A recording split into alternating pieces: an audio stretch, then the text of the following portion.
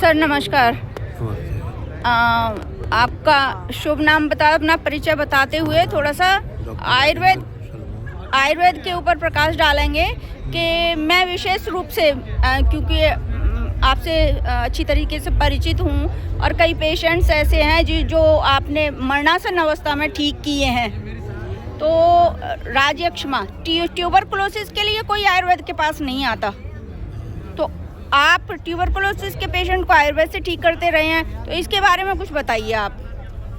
देखिए, जो ट्यूबरकुलोसिस का रोगी है वो बड़ा, इनके अंदर सबसे बड़ी बात क्या है कि जो आधुनिक चिकित्सा विज्ञान है ये इनके अंदर कुछ एलोपैथिक मेडिसिन देते हैं 6 महीने तक, और उनका जो मैनेजमेंट किया जाता है वहाँ पर वो हॉस्पिटल में ही पेशेंट जाता है और वहाँ पर ही उनको दी जाती है और उनका डेली नोट किया जाता है। इसलिए उनके अंदर एक कुछ रिजल्ट आता है कि ट्यूबरकुलोसिस का रोगी जो है वो ठीक आ जाता है।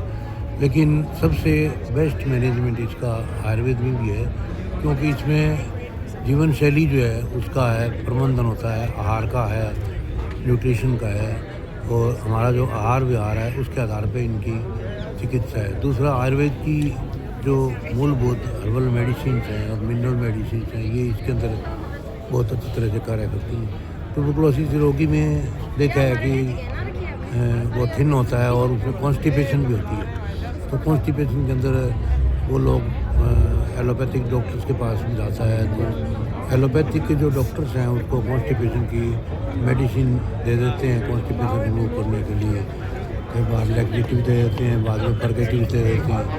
तो सबसे बड़ी बात क्या होती है कि हमारे यहाँ आयुर्वेद का एक कुछ बेसिक फंडामेंटल्स है। आयुर्वेद में जो माना गया है कि मलम ही बलम, तो जो ट्यूबरकुलोसिस रोगी है उसका जो मल है, यानी कि हमारा जो दूसरा जो है हमारा बल माना गया है शरीर का, वो वातपित्त कफ को माना गया है। तो ये नहीं है कि कफ संपूर्ण निरण हो जाए और ये नहीं है कि संपूर्ण मल ही निरण हो जाए, तो मल का उस रोगी के अंदर कुछ न कुछ रहना आवश्यक है। अब वो मान लो न्यूट्रिशियस फूड ही ले रहा है तो उससे मल का कहाँ से निर्माण होगा। इसलिए आयुर्वेद की जीवन शैली से उसको ये बताया जाता है कि ऐसे कौन से पदार्थ का ग्रहण किया जाए जिससे उसके अंदर मल का निर्माण, और वो मल संपूर्ण निष्कासित नहीं किया जाता है। संपूर्ण निष्कासित किया जाता है, मान लो उनको परगेटिव दे दिया जाए तो ऐसा ट्यूबरकुलोसिस रोगी तो डेथ हो जाती है।